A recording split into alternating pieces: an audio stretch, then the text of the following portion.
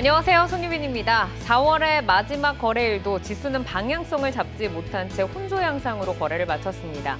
미증시가 모처럼 강한 상승을 보여줬지만 경기 우려가 확산이 됐는데요. 메타를 중심으로 나스닥 대형 기술주들이 상승을 하면서 카카오와 네이버는 모처럼 동반 강세로 거래를 마쳤습니다. 주요 기업들의 실적이 속속들이 발표가 되면서 개별 종목들은 실적 이슈에 민감하게 반응을 하는 모습이고요. 어제 다시 날아올랐던 에코프로는 오늘 탄력은 다소 둔화가 됐지만 빨간불을 지켜내면서 거래를 마쳤습니다. 에코프로는 5월 1일부터 공시 대상 기업 집단, 대기업 집단에 이름을 올리게 됐는데요. 전년 대비 자산 총액이 2조 원 이상 급증한 영향입니다. 에코프로 그룹주의 고공행진 다시 이어지게 될까요? 에코프로 그룹주와 함께 실적이 발표되면서 이목이 집중된 포스코 그룹주, 종목인 이슈에서 집중 진단 들어보도록 하겠습니다.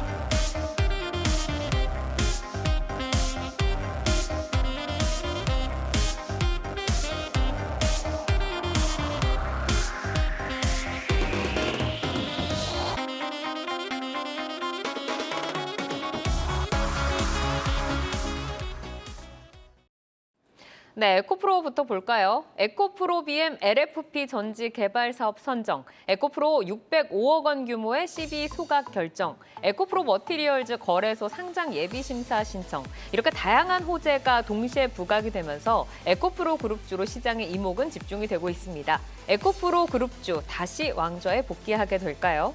자, 포스코도 보시죠. 포스코 그룹주가 2차 전지 사업부의 매출 급증으로 2차 전지로 체질 변화에 확실히 성공했다라는 평가를 받고 있습니다. 포스코홀딩스는 2차 전지 등 미래 소재 매출이 44% 급증을 했고 포스코 퓨처엠은 1분기 최대 매출을 달성했습니다. 포스코 스틸리온과 포스코 인터내셔널도 양호한 실적을 기록을 했는데요. 우상향하는 실적과 함께 주가도 추가 레벨업이 가능할지 잠시 후에 진단을 들어보도록 하겠습니다. 자, 에코프로 그룹주부터 볼까요? 어제 두 가지 이슈가 동시에 부각이 되면서 주목을 받았습니다. 먼저 에코프로의 605억 원 규모의 CB 소각 결정 이슈부터 볼게요. 이 부분이 주가에 어떤 효과가 있는 걸까요? 이재무 대표님. 일단은 뭐 그런 부분들이 이제 만약에라도 채권이라고 하는 것들이 이제 시장에 나오게 될 경우에는 주식 이제 희석에 대한 부분들이 우려가 있었는데 여튼 이런 것들을 좀 해소를 시켰다 이렇게 보시면 일단 깔끔하게 좀 정리가 될 것으로 보이고 제가 개인적으로 느끼는 것들은 여튼 이제 에코프로 이제 그룹 전반적으로 보시면은 여튼 좀 기업 규모가 커진 만큼 뭔가 개인 주주들을 위한 이제 그런 움직임들이 있긴 있습니다. 작년에 워낙에 또 안 좋았던 이슈가 있어서 그런지 주주를 위한 이제 그런 부분들 좀 달래주기 위한 그런 부분들이 나오고 있는데 여튼 이 시비를 일단 다시 사들이면서 주주를 좀 달래주는 그런 모습들 나올 수 있을 것 같고 이게 만약에 그래도 시장에 풀려가지고 주식으로 좀 나올 경우에는 이제 희석에 대한 부분이 있었는데 이런 것들 해소를 깔끔하게 어떻게 보면 해소를 시켜준 거고요. 그리고 또 한 가지 봐야 될 것들은 뭐냐면 지금 이 그룹사들이 다 돈을 잘 벌고 있죠. 그러니까 우리가 그동안에 돈이 없어가 채권을 발행했었는데 여튼 지금 돈을 벌고 있다는 것들도 의미를 하는 겁니다. 그만큼 재무 안정성을 좀 많이 갖추고 있다 이런 것들도 시장에 좀 알리는 거기 때문에 제가 볼 때는 상당히 이제 호재였다 이렇게 보시면 될 것 같습니다. 재무 안정성을 시장에 보여주고 또 주주 친화 정책에 대해서도 한 번 더 보여주는 그런 뉴스였다라고 좀 말씀을 해주셨는데 최근에 또 국내 배터리 업계에서 LFP가 신성장 모멘텀으로 부각이 되고 있습니다.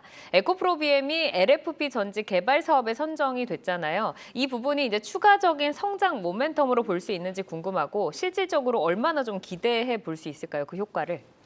일단 제가 보는 관점에서는 이게 금액도 좀 작고요. 그다음에 LFP라고 하는 이 배터리가 물론 장기적으로 볼 때는 이제 사용처도 분명히 많아지긴 할 거예요. 그래서 중요한 시장이긴 하고 중요한 배터리이긴 하지만 사실 제가 볼 때는 큰 의미를 둘 수 있는 그런 숫자는 아닌 것으로 보이고요. 일단 정부 차원에서 국책과제를 진행하는 것으로 보이는데 지금 이 LFP 배터리 같은 경우에는 중국의 업체들이 많이 지금 장악을 하고 있고 기술적으로 많이 개발을 하고 있는 상황입니다. 물론 우리나라는 더 좋은 배터리를 더 앞서 나가고 있는데 이 LFP 배터리 시장도 나중에 무시를 못할 수 있다는 거죠. 그러니까 이런 것들이 좀 우려가 있기 때문에 정부 차원에서 좀 나서가지고 이쪽 배터리도 한번 개발을 해보자. 그래서 삼성 SDI, 그다음에 국내 뭐 장비 업체 중에서는 뭐 CIS, 그다음에 뭐 전해에 관련된 기업 중에 동아 일렉트록 라이트 이런 기업들과 함께 나름 이제 컨소시엄을 이제 구성을 하면서 배터리 개발 좀 해보겠다 이렇게 하는 것들인데요. 사실 제가 볼 때는 국내 업체들은 이미 3원 개 배터리에서 많이 앞서가고 있고 또 차세대 배터리라고 할 수 있는 뭐 전고체 배터리 또는 리튬 황전지 이런 쪽으로 좀 더 집중하는 게 저는 좋다라고 보고 있습니다. 오히려 기술 격차를 더 벌리는 거죠. 그래서 여기에서 대량 생산이 되고 그다음에 LFP 시장도 잠식을 해버린다라고 하면은 사실 우리가 굳이 LFP 배터리를 개발할 필요는 없다라고 느낄 수 있겠지만 그래도 뭐 중요한 시장이라고 해서 정부에서는 좀 주도해서 사업을 하는 거고 개발하는 것들이고 우리나라 업체들 입장에서 볼 때는 더 좋은 배터리를 차라리 좀 많이 만들었으면 하는 이제 개인적 바람을 좀 가지고는 있습니다. 그러니까 좋은 뉴스는 맞지만 오히려 고성능 배터리에 더 주목을 하는 게 더 낫지 않겠느냐라는 좀 말씀을 주셨습니다. 자, 그리고 지금 시장에서 가장 뜨거운 이슈라고 하면 바로 에코프로 머티리얼즈의 기업 공개가 아닐까 싶습니다. 하지만 일각에서는 에코프로 머티리얼즈가 이제 상장을 하게 되면 기존 상장사들의 이익이 이제 떨어지다 보니까 가치를 떨어뜨릴 것이다라는 의견도 있는데 먼저 에코프로 머티리얼즈의 기업 내용부터 살펴보도록 하겠습니다. 이 그룹 내에서 어떤 역할을 담당을 하고 있나요, 피비님? 예. 그 머티리얼스는 2차 전지용 하이니켈 양극재 핵심 소재 중 하나인 하이니켈 전고체를 제조하는 기업입니다. 이 전고체의 대부분이 계열사인 에코프로비엠의 제조 원료로 납품되고 있죠. 그리고 외부 고객사는 그리 많지 않습니다.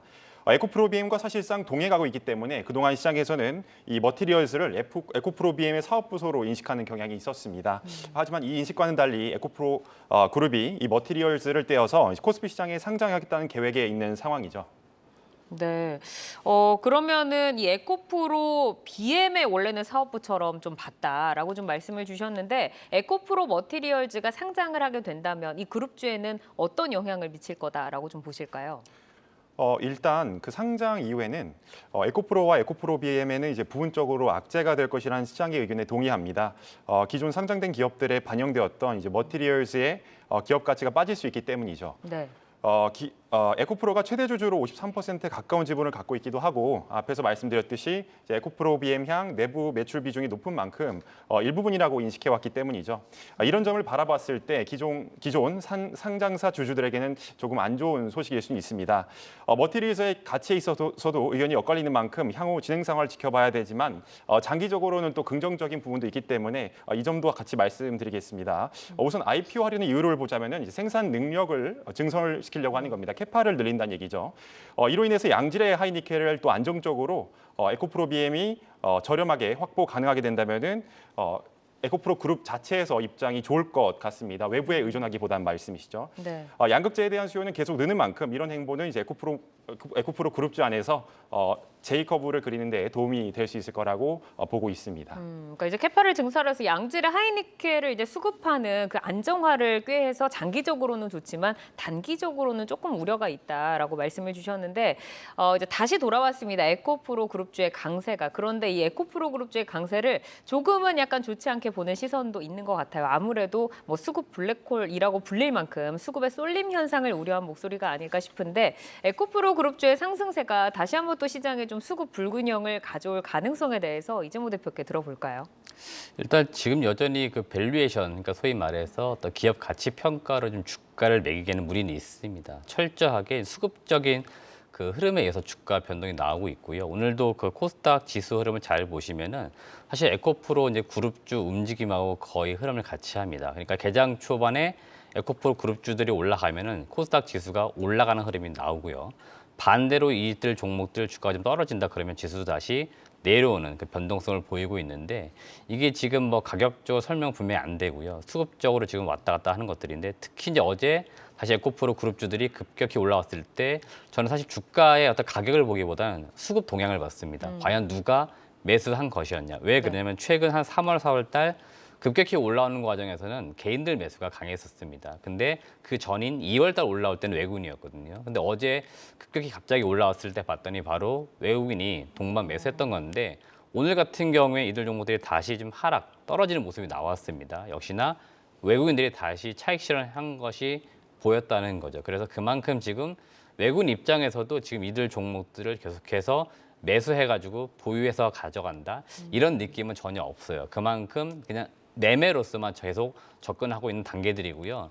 누구나 보유하자라고 지금 이야기하기에는 가격적인 부담이 있기 때문에 제가 볼 때는 여튼 주가 조정이 좀 더 오지 않을까 이렇게 보고 있기 때문에 전반적으로는 지금 에코프로 그룹주들을 좀 보유해야겠다 그러신 분들이라면은 그런 점을 감안하셔서 생각하셔야 될 것 같고 에코프로는 일단은 앞서 우리 피비님 말씀해 주신 것처럼 자회사들 상장 이슈가 있습니다. 만약에도 아직까지는 자회사들이 상장 안 했기 때문에 그 밸류를 에코프로 지주사가 다 받고 있는데 이제 자회사들이 상장을 해버리면은 소위 말하면 지주사는 껍데기가 될 수 있다는 거죠. 그리고 지분 가치 반영은 분명히 되지만 우리나라 지주 기업들은 좀 할인을 많이 받아요. 그래서 자회사들이 계속해서 상장할 경우에는 에코프로 주가가 좀 버티기에는 무리가 있다. 그렇게 볼 때는 좀 장기적으로 봤을 때는 제가 볼 때 에코프로 주가는 좀 내려오는 흐름이 되지 않을까 개인적으로는 보고 있습니다. 네, 그러면은 지금 에코프로가 아니라 저희가 좀 상대적으로 관심을 가져야 한다 하는 업체들은 어디를 좀 봐야 될까요?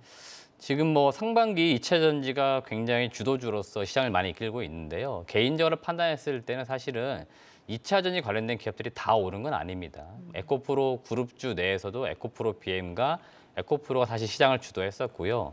상대적으로 양극재 업체 중에서는 LNF 이런 기업들을 보시면 밸류에이션이 굉장히 저평가되어 있고요. 최근에도 주가 변동은 같이 나오고 있기 때문에 비슷하게 가는가 싶지만 사실은 밸류를 따져보시면 거의 2배에서 3배 차이 나고 있습니다. 그래서 최근에 증권가 중심으로도 이들 업체 목표 주가를 올리고 있습니다. 1분기 실적은 안 좋다라는 의견과 함께 목표 주가를 올리니까 되게 의아해서 생각하시는데 제가 볼 때는 너무 지금 1등 업체, 2등 업체들하고 괴리율이 심해져 있습니다. 그래서 제가 볼 땐 3등 업체라고 평가받고 있는 LNF도 같이 간다. 아마 그런 의견들 때문에 목표 주가를 올리고 있기 때문에 LNF가 서서히 따라 맞추는 소위 말하는 키 맞추기 흐름이 나올 수 있다 이렇게 보는 거니까 지금은 양극재 중에서는 LNF 보시면 좋을 것 같고 음극재 업체들도 지금 잘 보시면 거의 주가 흐름이 연간 올해 들어서 지금 횡보와 거의 다를 게 없습니다. 그 이야기들은 올라가다가 말았어요. 그러니까 양극재 갈 때 다음은 음극재다 해가지고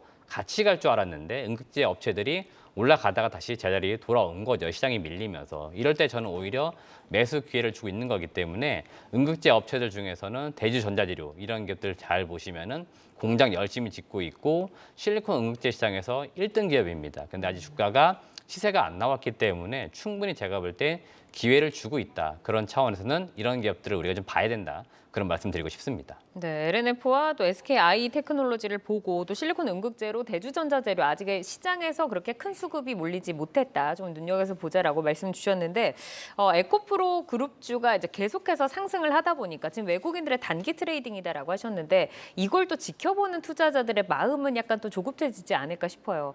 예전에 못 잡았는데 이번에도 내가 타지 못하면 어떠나 이런 약간 우려감이 있지 않을까 싶은데 에코프로 그룹주를 좀 투자의 관점으로 볼 때 어떤 점을 경계를 하고 어떤 점은 주목을 하면서 좀 투자 대응을 해야 될지 강석훈 PB께서는 어떻게 좀 보세요?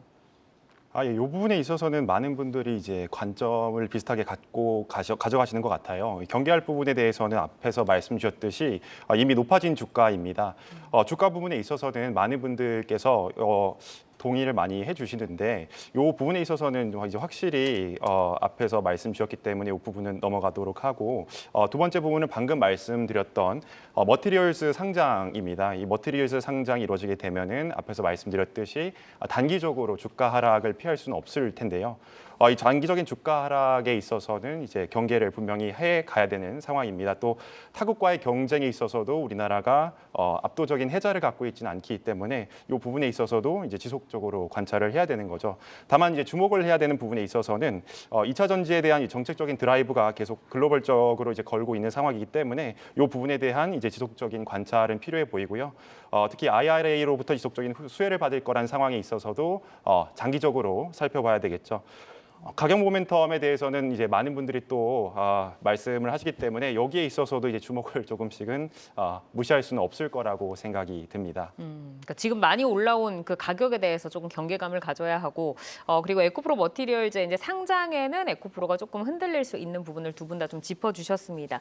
자, 이어서 포스코 그룹주로 넘어가 볼까요? 포스코 그룹주의 기업별 1분기 실적 내용부터 한번 살펴보도록 하겠습니다. 이재모 대표께 부탁드려 볼까요? 네, 일단 뭐 포스코 그룹주 대표 기업 바로 포스코 홀딩스라고 볼 수 있겠죠. 1분기 매출을 잘 보시면 19조 3,800억 이상이 나왔고요. 영업이익은 이제 7천억 이상 나왔는데 컨센서스는 한 5,843억 정도였는데 나름 이제 컨센보다는 좀 더 잘 나온 수치를 기록했지만 전년 대비했을 때는 한 69% 정도 좀 떨어졌기 때문에 뭐 전년 대비 약간은 안 좋았지만 그래도 최악의 시기는 약간 좀 지나고 있다 이런 느낌이고요. 뭐 포스코 그룹주 중에서 가장 일단 뭐 실적 기대치가 있는 경우는 바로 포스코 퓨처엠이죠. 1분기 그 매출 잘 보시면 1조 1,352억.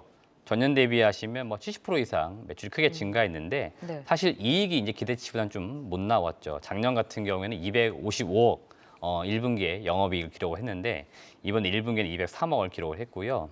컨센이 사실은 385억이었습니다. 그래서 컨센보다는 좀 하회하는, 그래서 약간은 안 좋았지만 뭐 시장에서는 1분기가 그래도 가장 저점일 것이라는 평가들은 지금 나오고 있습니다. 세 번째 포스코 인터내셔널 같은 경우에 매출은 8조 3천억, 그다음에 영업이익은 2,796억 나왔고 동사 같은 경우 나름 컨센이 2,498억이었기 때문에 컨센서스 일단 상회하는 나름의 호실적 나왔기 때문에 그래도 무난하게 실적은 나왔다 이렇게 보시면 되겠고 실적 중에서 가장 안 좋았던 건 바로 포스코 스틸리온입니다. 영업이익이 20억인데 전년도에 272억 기록했던 기업이에요. 근데 이번에 거의 90% 이상 큰 폭으로 이제 감소했기 때문에 사실 포스코 스틸리온은 주가 흐름과는 다르게 실적은 좀 안 좋았었다 이렇게 보시면 될 것 같습니다.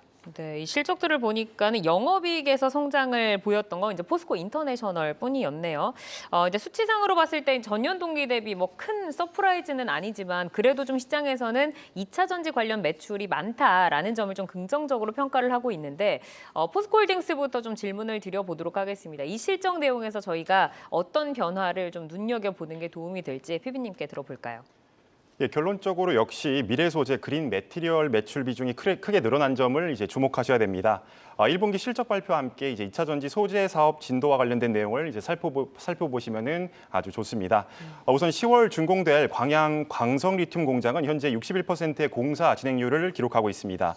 데모 플랜트도 이미 가동하고 있습니다. 이로 인해서 고객사로부터 인증을 빨리 받을 가능성이 높아지면서 2025년에는 흑자 전환이 가능할 전망입니다. 폐배터리 리사이클링 쪽에서는 2023년 초 폴란드 상공정 공장인 PLSC 양산 가동이 있고 하반기에는 상공정 생산품을 대상으로 양극재 원료 추출 생산도 예정되어 있습니다. 아르헨티나에서는 리튬 연모를 중심으로 공장 공사가 진행 중이며 2024년부터 순차적인 준공을 앞두고 있습니다. 소재 사업과 함께 퓨처엠과 인터내셔널 쪽 성장까지 고려한다면 이제 비철강 사업의 영업이익이 2026년부터는 이제 철강 부문을 초월할 것이라는 전망입니다. 자, 그러면 이제 포스코 퓨처엠도 보도록 하겠습니다. 1분기 역대 최대 매출을 기록을 했는데 이제 영업이익이 조금 의외입니다. 매출 대비 이익이 크게 성장하지 못했던 이유는 어디 있을까요, 대표님? 일단 뭐 매출은 뭐 계속해서 시장 수요가 커지고 있기 때문에 계속 증가하는 거 이건 뭐 당연하다고 보시면 될 것 같은데 모든 기업이 그렇습니다. 무언가 물건을 이제 만들어낼 때 이제 원재료가 상당히 중요하죠. 원재료를 사실은 싸게 가져와가지고 만든 제품을 이제 비싸게 넘겼을 때 이익을 많이 남길 수 있는 건데 포스코 퓨처엠 같은 경우에 사실은 1분기만 볼 경우에는 이게 약간 좀 반대로 된 거죠. 그러니까 무슨 얘기냐면 원재료, 그러니까 니켈, 뭐 코발트, 망간, 리튬 이런 것들을 좀 비싸게 사왔던 것들이고요. 그리고 이걸 가지고 공급한 그 단가가 좀 낮았던 겁니다. 그러다 보니까 이 원료 구매 그 시점, 그다음에 양극재 판매한 그 시점의 불일치 이걸로 인해 가지고 영업이익률이 좀 일시적으로 하락했다 이렇게 보시면 되겠고요. 이거는 사실 서서히 시간이 지나면서 이제 해소가 될 수 있는 부분들이고요.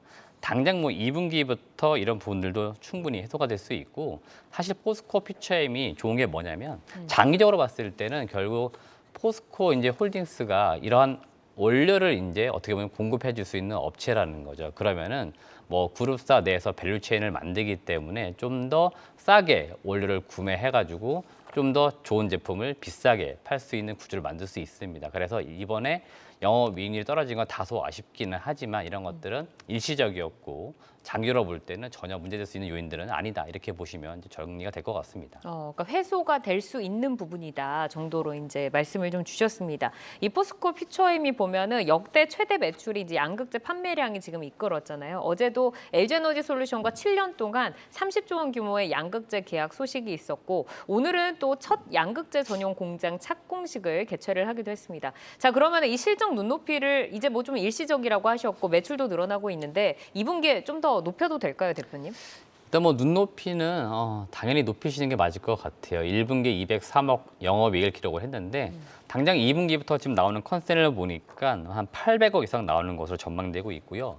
연간으로 볼 때는 3,500억 이상 전망되는데 많게는 뭐 4,000억까지도 전망은 됩니다. 그러니까 1분기가 굉장히 영업이익률 자체가 안 좋았었다 이렇게 보시면 되겠고 1분기가 바닥이라고 놓고 보면은 2분기, 3분기, 4분기 가면 갈수록 좋아지는 것들이고요. 계속 지금 수요는 꾸준하고 더 커지고 있습니다. 그리고 장기 공급 계약 맺고 있기 때문에 장기적으로 볼 때 매출과 영업이익이 비례해서 올라가는 흐름이 계속 나올 거라고 보고 있고요.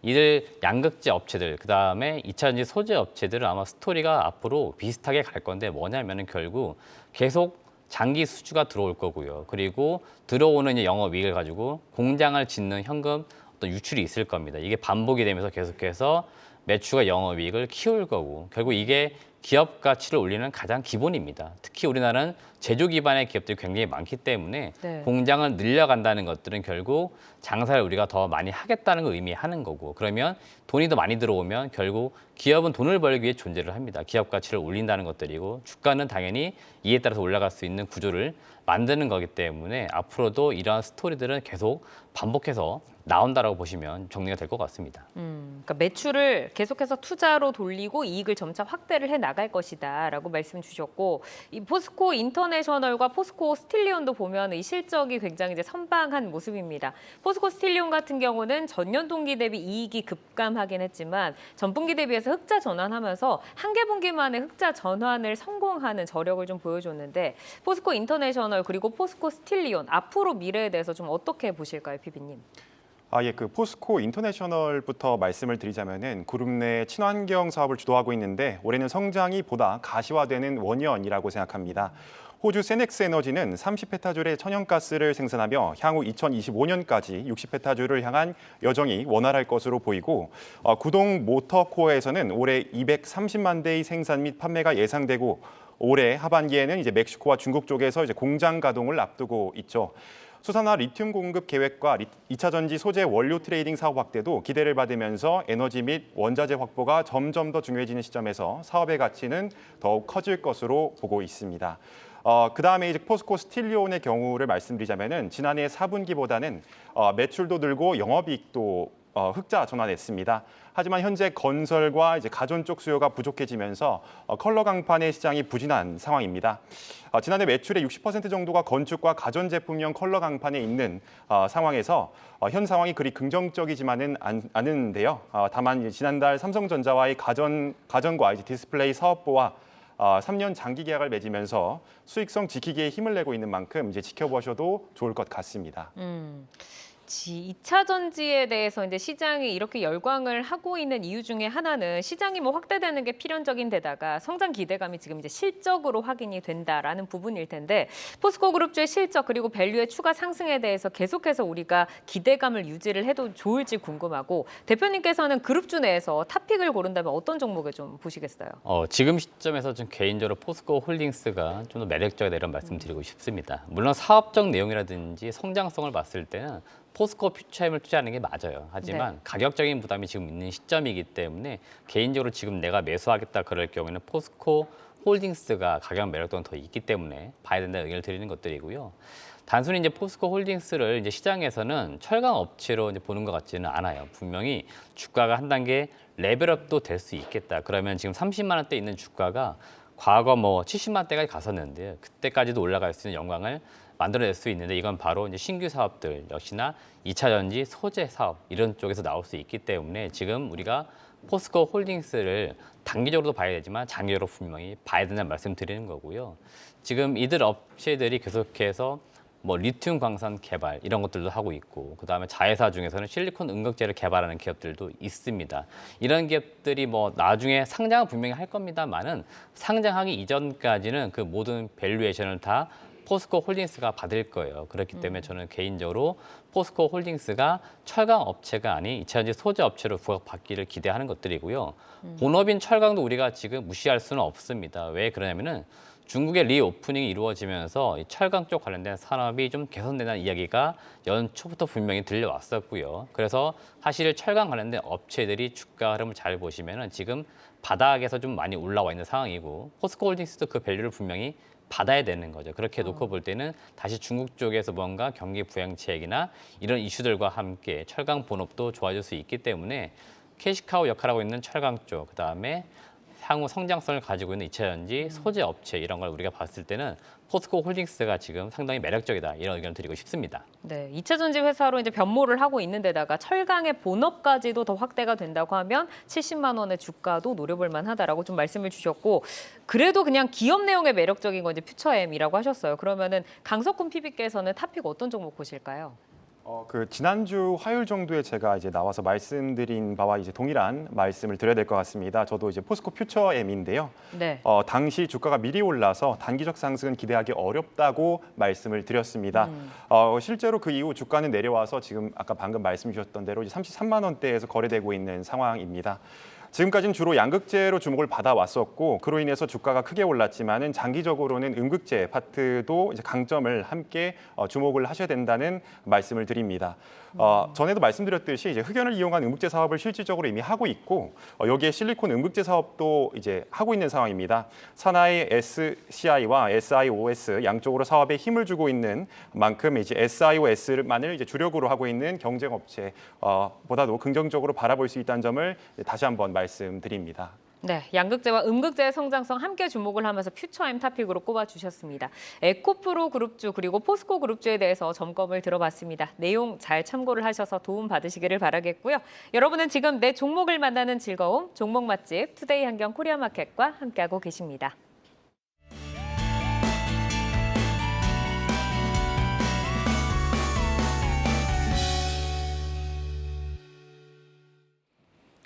장 마감 후 4시부터 6시까지 진행되는 시간의 투자리그, 시간의 거래 동향 만나보는 이 시각 시간의 단일가 박수진입니다. 정규장 마감 후 오후 4시부터 6시까지 10분 단위로 시간의 단일가 거래가 이루어지는데요. 이 시각 시간의 단일가를 통해 시간의 주요 종목 등락률 실시간으로 생생하게 전달해 드리겠습니다. 그럼 이 시각 시간의 단일가 코스피 상승률 상위부터 보겠습니다. 건설주인 3일 CNS가 9%대 강세 보이면서 코스피에서 가장 많이 상승을 하고 있고요. 그 뒤를 이어서 한국종합기술, 엔지니어링 전 분야에서 타당성 조사 등을 수행하는 업체입니다. 4% 강세로 고점에서 마감을 했는데 그 기세 이어지고 있고요. 전기자동차 충전 관련주인 Y2솔루션, 오늘 4% 하락으로 마감을 지었는데 분위기 반전 시도하면서 5% 강세를 보이고 있습니다. 이어서 코스닥 상승률 상위 보겠습니다. 윈하이텍 볼까요? 10% 상승한 상한가로 거래가 되고 있는데요. 건축물 중 데크 플레이트를 전문으로 생산하는 업체입니다. 현재 3,960원 선 지나가고 있고요. 그 뒤를 이어서 세코닉스도 7% 강세, 그리고 옵투스제약, 국내 최초로 일회용 인공 눈물을 자체 개발한 업체입니다. 외국인이 4거래 연속 매수하고 있고 또 오늘 8% 강세로 마감을 했는데 그 긍정적 분위기 이어지면서 6% 가깝게 상승하고 있네요. 계속해서 시간의 단일가 코스피 하락률 상위 보겠습니다. 네, 성문전자가 3%대 하락률을 보이면서 코스피에서 가장 크게 밀리고 있습니다. 그리고 덕양산업도 2%대 약세 보이면서 5,550원 선 지나가고 있습니다. 마지막으로 코스닥 하락률 상위 보겠습니다. 네, 이화전기가 2.8% 하락하면서 1,320원 선 지나가고 있고요.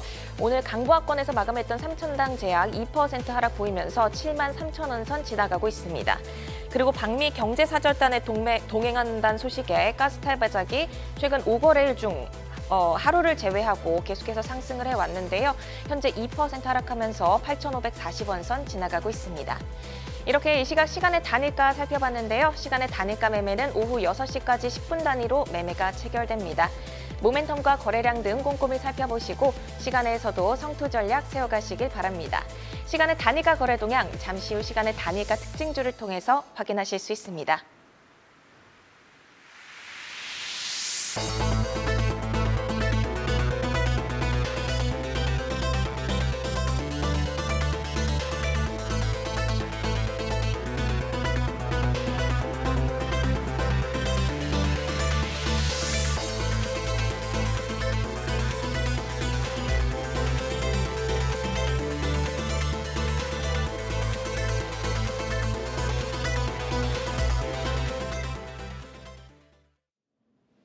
네, 시간의 단일가 움직임 확인하고 왔고요. 저희는 시장 속에서 그 종목들의 투자 기회를 한번 엿보도록 하겠습니다. 전문가 세 분이 가지고 오신 내일을 여는 유망주 화면으로 먼저 만나보시죠.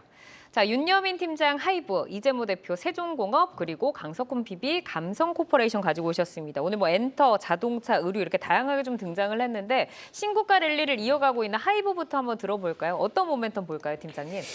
네, 일단 뭐 앞에서 사실은 뭐 여러 가지 좀 얘기가 있었습니다만 아무래도 뭐 지정학적 리스크라든지 혹은 뭐 이제 실적 시즌과 관련된 부분에 있어서 좀 충족될 만한 어떤 섹터가 엔터테인먼트 섹터가 아닐까 생각을 하고 있고요.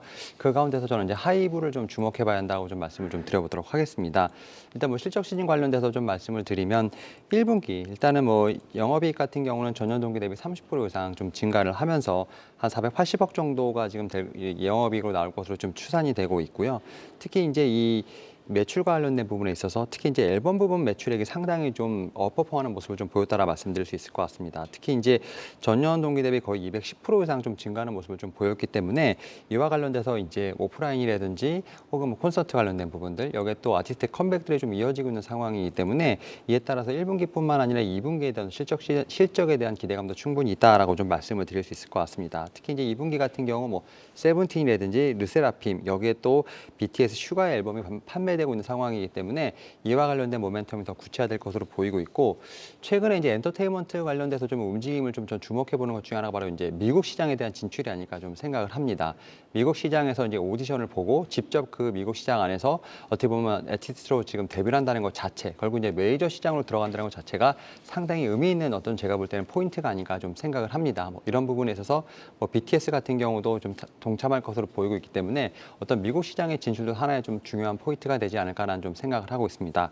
여기 아무래도 뭐 굿즈라든지 MD 관련된 부분들, 결국 이제 리버스를 중심으로 한 지금 이제 이 내재와 관련된 부분들이 어떻게 보면 이익 극대화에 좀 확실하게 모멘텀이 될 것으로 보이고 있기 때문에 지금 최근에 보게 되면 여러 가지 지정학적 리스크 뭐 이런 측면에서 봤을 때 이런 부분을 피하면서 좀 실적이 좀 잘 나올 수 있는 그런 섹터가 엔터테인먼트 섹터가 아닐까 생각을 하고 있고 그 가운데서 하이브가 좀 대장주로 나설 수 있다라고 좀 말씀을 드릴 수 있을 것 같습니다. 네, 하이브가 4월 들어서 좀 레벨업이 되는 듯 싶더니 계속해서 주가가 올라오고 있습니다. 뭐 지난주부터는 다소 탄력이 약간 약해진 모습인 것 같기는 한데 어느 정도까지 눈높이를 좀 높여볼까요? 네, 일단은 말씀하셨던 것처럼 좀 어느 정도 지금 20만 원대에서 좀 가파르게 좀 올라오는 부분이 있었습니다만 현재는 좀 한 26만 원에서 7만 원대에서 좀 쉬고 있는 모습이 나오고 있습니다. 오히려 지금 이제 다시 한번 좀 바닥을 좀 다지는 약간 저가 바닥을 좀 다지는 모습이 나온다 볼 수 있을 것 같은데 저는 여기서도 충분히 레벨업이 가능하다고 생각을 하고 있습니다. 다만 일단은 좀 시장 자체가 좀 불안한 부분이 있기 때문에 약간 좀 방망이를 좀 짧게 잡으시는 게 어떨까라고 좀 말씀을 드려보도록 하겠고 목표가 같은 경우는 31만 원, 손절가는 22만 원으로 한번 말씀드려보도록 하겠습니다. 네, 알겠습니다. 자, 이어서 이재모 대표의 내여주 세종공업으로 넘어가 보도록 하겠습니다. 이제 자동차 부품주인데 뭐 현대나 기아나 완성차의 호실적과 함께 시장에서 좀 주목을 받았습니다. 오늘은 다소 좀 눌렸는데요. 매력 포인트부터 들어볼까요? 네, 일단 뭐 다 아시겠지만 이번 주 그 현대차 그룹주들의 그 실적이 역대급으로 나왔습니다. 근데 그 이야기들은 밸류체인에 있는 기업들 실적은 거의 대부분이 다 좋을 거라는 걸 의미를 합니다. 그래서 사실 이들 기업들 주가를 좀 주목을 해야 되는데 지금 현대차, 기아차는 나름대로 실적이 잘 나오면서 올해 그래 주가가 좀 올라왔어요. 근데 부품주들은 생각보다는 주가가 바닥권에 있는 기업들이 굉장히 많습니다. 대표적인 기업이 바로 세종공업인데요. 세종공업은 현대차 그룹사가 주요 고객사이면서 자동차 이제 배기계인 머플러라는 부품을 납품하는 업체이고 나름 이제 국내에서 1위를 하고 있는 업체입니다. 이 기업도 지금 2023년도 실적 전망을 보시면 굉장히 놀랄만한 수치가 나오는데요. 매출액 3조 원의 영업이익 1,200억을 도전하겠다라고 대표이사가 지금 이야기를 하고 있는데 동사가 작년도 매출액이 1조 8,500억이었습니다. 근데 지금 앞자리를 2번 바꾸는 거죠. 3조 원이면. 그리고 영업이익은 작년에 321억을 기록을 했습니다. 영업이익만 놓고 보면은 400% 이상, 그러니까 4배 이상 지금 증가하는 것들을 목표로 잡고 있습니다. 이게 괜히 나온 이야기는 아닌 것 같고요. 동사가 지금 기존에 하고 있던 내연기관 부품뿐만 아니고 전기차나 수차와 관련된 부품들을 지금 납품이 되고 있고요. 하반기에도 기대치를 가지고 있습니다. 그렇기 때문에 연간으로 지금 굉장히 큰 목표를 세운 것으로 보이고 동사 사업 보고서 내용을 한 번씩 잘 읽어보시면은 2023 그레이트 3라고 하는 슬로건이 등장을 하는데요. 이 3가 뭐냐면은 매출액 3조 원을 의미하고요. 그 달성 시점을 2023년도로 잡고 있는 건데 이게 사업 보고서 한번 보시면 몇 해 동안 지금 적혀 있는 내용입니다. 그걸 올해 한번 달성해 보겠다라고 이야기를 하고 있기 때문에 동사가 매출이 진짜 이만큼 나오면 영업이익 달성은 제가 볼 때 문제는 없어 보입니다. 그러면은 지금 밸류가 상당히 달라지겠죠. 왜냐하면 시총이 지금 2천억밖에 안 되는데 영업이익을 지금 1,200억을 내면은 PER 기준으로 볼 때는 뭐 2배가 안 되는 거니까 자동차 부품주들이 아무리 싸다라고 해도 2배는 지금 너무 저평가된 거니까 분명히 실적이 올라가는 만큼 주가는 올라갈 수 있겠다 이렇게 봐야 되는 거고요. 자동차 업체들이 단기적으로 1분기 실적만 좋다라고 들어가기에는 무리는 있어요. 그러면 앞으로의 성장성이 어디에 있냐 이걸 봐야 되는 건데 동사 같은 경우에는 자회사 세종 EV라고 하는 기업이 있습니다. 이 기업이 주로 친환경 부품 사업을 영위하고 있는 기업이기 때문에 이 기업을 앞으로 우리가 주목을 해야 되는데 일단 가장 주목되고 있는 부분들은 그 현대차 그룹이 수소 연료전지 지금 공장을 짓고 있습니다. 정확하게 현대모비스가 짓고 있고 올해 하반기부터 양산을 대규모로 들어가는데 여기에 금속 분리판을 공급하는 업체가 누구냐면 우선은 현대제철이 1순위고요. 2순위가 지금 세종공업입니다. 이원화 정책에 의해서 세종공업이 지금 선택을 받았고 이제 대규모로 양산할 거란 얘기입니다. 그 이야기가 결국 앞서 제가 매출액 3조 원 이 이야기는 결국 이거와 연관되어 있기 때문에 우리가 이 신규 사업을 봐야 된다 그런 말씀을 좀 드리도록 하겠습니다. 네, 장기적인 이제 성장 스토리까지 짚어주셨는데 지금 뭐 정비율은 완성이 됐는데 어제 올랐던 그 9%의 양봉을 오늘 좀 많이 되돌렸거든요. 외국인이 좀 많이 팔았는데 지금 어떻게 진입하기에 매력적인 자리다라고 봐야 될까요? 저는 오히려 오늘 좀 주가가 빠진 부분들이 가격적으로 훨씬 더 매력도가 있다고 보고 있고요. 어제 일부 이제 올라가는 모습 속에서는 자동차 부품주들이 일부 오늘도 올라간 기업들은 있지만 어제 그다음 이번 주에 같이 좀 올라가는 흐름이 나오고 있기 때문에 추세적으로는 지금 위로 가는 흐름은 나올 것으로 보고요. 지금 외국인들이 한 2월 달 그 전까지는 지분율이 한 2%대였습니다. 3월 달까지는. 근데 지금 어느새 4%대까지 올려놨기 때문에 전반적으로 외국인들은 이 기업의 실적이 좋아진다 그럴 경우에는 계속해서 지분을 늘려갈 가능성이 있다는 거죠. 그 가운데 지분을 늘렸다 줄였다 하는 과정 속에 주가 변동 분명히 나올 수 있는데 오늘 같은 경우에는 좀 빠진 거고 어제 같은 경우는 오른 거다 이렇게 보시면 되고 가격적으로 볼 때 지금 매력도가 있으니까 매수하시고 목표 주가는 일단 10,000원인데요. 사실은 10,000원을 넘어가는 거는 저는 우습다라고 보고 있습니다. 그만큼 이익이 좋아지고 있기 때문에 결국 이익이 증가되는 만큼 주가도 올라갈 수밖에 없다. 그런 의견과 함께 한번 매수해 보실 걸 권하고 싶습니다. 네.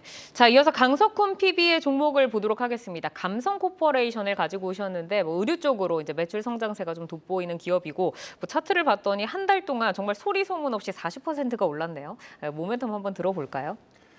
예, 이 기업의 그 투자 포인트를 그러니까 한 줄로 말씀을 드리자면은 이제 제2의 FNF를 꿈꾸며입니다. 최근에 많은 분들이 주시하고 있는 기업으로, 그러니까 여의도 내 이제 많은 분들이 공부하고 있는 기업으로 투자 핵심 포인트는 상당히 가파른 브랜드 파워와 해외 진출 모멘텀입니다. 일본 고가 텐트 업체 스노우피크의 라이선스를 가져와서 브랜드 사업을 하고 있는 기업이죠. 텐트 하나에 이제 130만 원에서 200만 원 정도로 고가 텐트로 유명한 브랜드인데 의료는 처음으로 감성 코퍼레이션이 사업을 시작하였습니다. 그것도 매출 성장률도 상당히 좋습니다. 작년 내내 분기 매출 성장률이 100%를 넘어섰고 올해 1분기도 매출은 100% 이상 성장할 것으로 보고 있습니다. 이와 같은 강세 강세가 그대로는 아니어도 올해 상당 부분 이어질 것으로 봅니다. KB증권의 올라운 보고서를 살펴보자면 올해 예상 매출액은 대략 1,900억 원으로 전년 대비 63% 증가하고 영업이익도 311억 원을 찍으면서 전년 대비 90%가량 더 늘 것으로 예상합니다. 물론 이건 내수 사업만 고려한 수치입니다. 예전에 10년 전쯤에 FNF의 디스커버리가 이러한 성장 기조를 보여왔고 그렇기에 제2의 FNF가 되지 않을까 기대하고 있습니다. 최근에 내수만 잘하고 있는 것이 아니라 중국에서도 사업을 하겠다고 말하고 있습니다. 정확한 시점에 대해서는 아직 구체적으로 이제 정해진 것은 없지만은 머지않아 중국 그리고 이제 홍콩, 대만 쪽에서도 이쪽에 대한 이제 라이센스 사업을 이제 갖고 있기 때문에 시작할 것으로 예상하고 있습니다. 기대감을 반영할 요소들은 이제 충분해졌다라고 볼 수 있습니다. 네, 그러면 이제 기관 투자자가 주목하고 있다고 하셨는데 외국인도 누적은 많이 샀네요. 어디까지 볼까요, 가격을? 네, 매수가는 이제 2,800원에서 2,900원 정도. 지금 현재 가격 그래도 적정하다라고 보고 있습니다. 1차 목표가는 훨씬 더 많이 오르겠지만 일단 3,400원으로 잡았습니다. 이번 달 상승세가 가파르기 때문에 매수점을 잡기 어려운 것은 사실입니다. 하지만 앞에 말씀드린 두 가지 핵심 투자 포인트와 이달 방금 말씀 주셨듯이 이제 외인 매수세까지 고려한다면은 현재가 정도에서 매수를 해도 나쁘지 않은 선택이라고 보고 있습니다. 유망한 기업이지만 1차 목표가 방금 말씀드렸듯이 3,400원 정도를 바라보시는 것을 이제 추천드립니다. 손절가는 2,500원입니다. 주가가 빠르게 오른 만큼 이제 볼린저 밴드 중심선 밑으로 떨어져서 2,500원 밑으로 떨어지시면은 파시고 모멘텀을 기다리시는 것을 권해드립니다. 알겠습니다. 자, 투데이안경 코리아마켓 내여주로 윤여민 팀장의 하이브, 이재모 대표의 세종공업, 강석훈 PB의 감성 코퍼레이션까지 만나봤습니다. 내용 잘 참고하셔서 도움 받으시기를 바라겠고요. 함께해 주신 이재모 그로스리서치 대표, 강석훈 신한투자증권 서울금융센터 PB 여기서 인사드리겠습니다. 좋은 말씀 고맙습니다. 시간의 단일가 거래 속 특징주들을 따라가 보는 시간의 단일가 특징주 탑5입니다. 시간의 단일가 거래는 내일장까지 연결돼 움직이는 종목들이 많은데요. 오늘 함께 하시면서 매매 전략에 잘 활용해 나가시길 바랍니다. 그럼 시간의 단일가 특징주 탑5 5위부터 확인하겠습니다. 삼화전자입니다. 테슬라가 히토류 대신 페라이트를 사용할 것이라고 밝힌 후 페라이트 코어를 생산하고 있는 삼화전자 6거래 연속 상승하고 있습니다. 오늘도 18% 강세로 마감을 했는데요. 시간에서도 긍정적 분위기 감돌고 있습니다. 2%대 상승률 보이고 있습니다. 4위 확인하시죠? 모베이스 전자입니다. 필기 인식 조작계에 목적지나 전화번호를 입력하는 통합 컨트롤러를 현대차에 공급하고 있는 기업입니다. 현대차의 1분기 역대 최대 실적에 주목받은 종목이기도 한데요. 최근 급등에 연이틀 조정 흐름을 보였고 오늘 7% 약세를 보였는데요. 시간에서는 분위기 반전을 시도하고 있습니다. 2% 상승한 2,500선 지나가고 있습니다. 3위 확인하겠습니다. KG 모빌리티입니다. 기업 회생 절차로 2년 4개월 동안 주권 거래가 중단됐었죠. 오늘 코스피에 복귀해 상한가 도달도 시도를 했지만 변동성 확대하면서 5% 강세로 마무리를 지었습니다. 시간에서도 그 강세에 이어지고 있는데요. 2천억 넘는 거래 대금 실리면서 현재 3%대 가까운 상승률 보이고 있습니다. 2위 확인하겠습니다. 이지바이오입니다. 사료와 사료 첨가제를 제조하는 업체입니다. 흑해 곡물협정 파기 리스크가 계속되며 오늘도 12% 강세로 마감을 했는데요. 시간의 거래에서도 20만 주 이상의 거래량 동반하면서 거래량 1위 기록하고 있습니다. 현재 5% 가깝게 상승률 끌어올리고 있습니다. 대망의 1위 종목 확인하겠습니다. 옵투스 제약입니다. 국내 최초로 일회용 인공 눈물을 자체 개발했습니다. 외국인이 4거래 연속 매수를 이어가고 있는데요. 오늘 8% 강세로 고점 부근에서 마감을 했는데 그 기세 시간 외에서도 이어지고 있습니다. 4% 상승한 7,650원의 거래가 이어지고 있네요. 네, 그럼 단위가 특징주 탑5 2위 이지바이오 좀 더 자세히 보겠습니다. 사료 관련주로 오늘 정규장 급등세를 이어서 시간에서도 상승을 이어가고 있습니다. 최근 사료 관련주의 변동성이 큰데요. 저희가 어디에 포인트를 두고 대응해 나가면 좋을까요? 네. 일단은 뭐 이지바이오 관련된 좀 말씀을 좀 드려보면 일단 뭐 사료나 곡물 관련된 종목들 같은 경우는 시장 변동성에 따라서 특히 이제 시장이 좀 하방으로 갈수록 해지 차원으로서 좀 봐야 할 종목들이 아닌가 생각이 듭니다. 물론 이제 이 곡물 협정 관련된 얘기들이 좀 상당히 많이 나오고 있죠. 결국 이제 G7과 러시아의 좀 힘겨루가 되지 않을까라는 생각을 하고 있고 특히 뭐 G7 같은 경우는 이제 러시아와 관련된 쪽에서 좀 무역 제재를 좀 비롯한 여러 가지 강력한 압박 수단을 좀 동원할 것으로 보이고 있고 여기에 더해서 이제 러시아 같은 경우는 흑해 곡물 협정에 대한 파기를 좀 외치면서 오히려 맞서고 있는 상황이기 때문에 시장이 어려울수록 어떻게 보면 이렇게 테마 관련된 종목들의 좀 움직임이 강하다라고 좀 보실 수 있을 것 같습니다.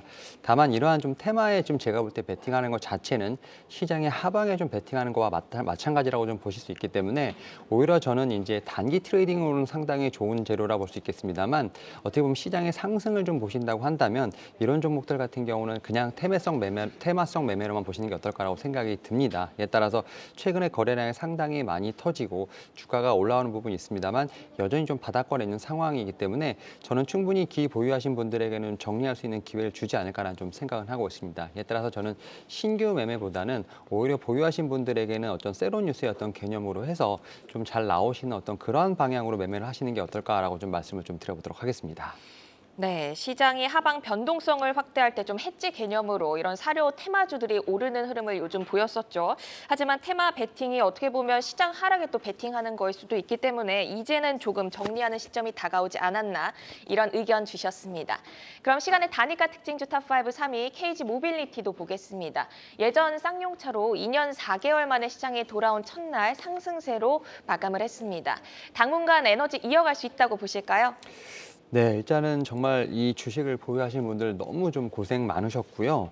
일단 오늘 거래 첫날 상당히 좀 거래량이 많이 실리면서 어떻게 보면 시장의 좀 하락 변동성에도 좀 상승하는 좀 모습을 좀 보였었는데요.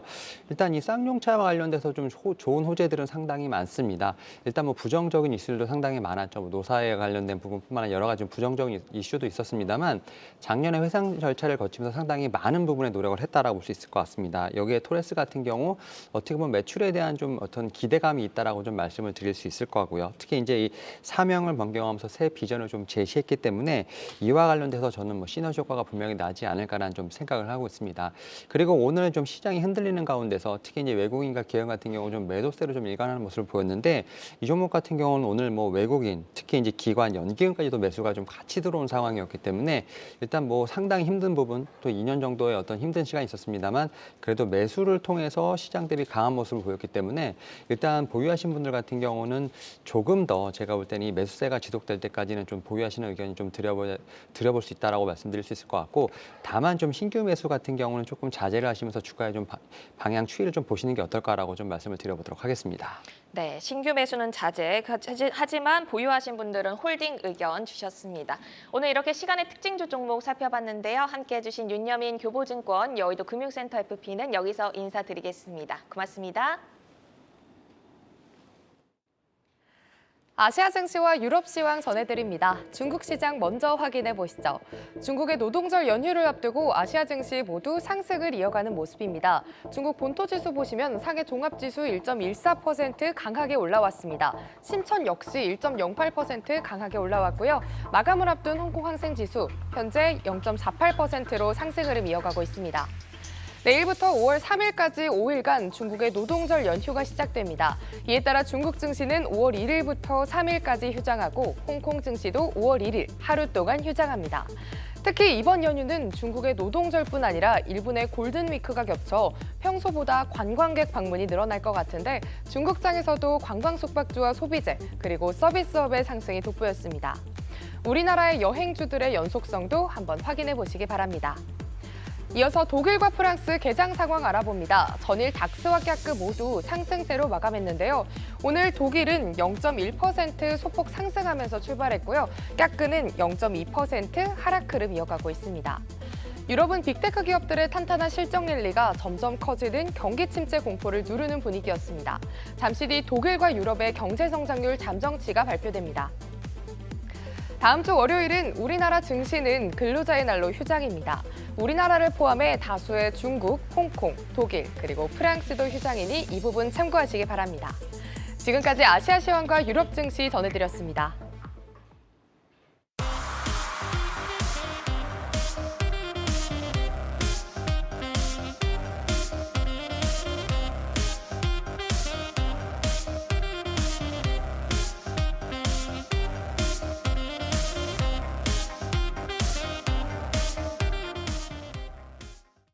종목 맛집 투데이 한경 코리아마켓 여기서 인사드리겠습니다. 난이도 높았던 이번 한 주 함께 하시느라 고생 많으셨고요. 저희는 여기서 인사드리겠습니다. 고맙습니다.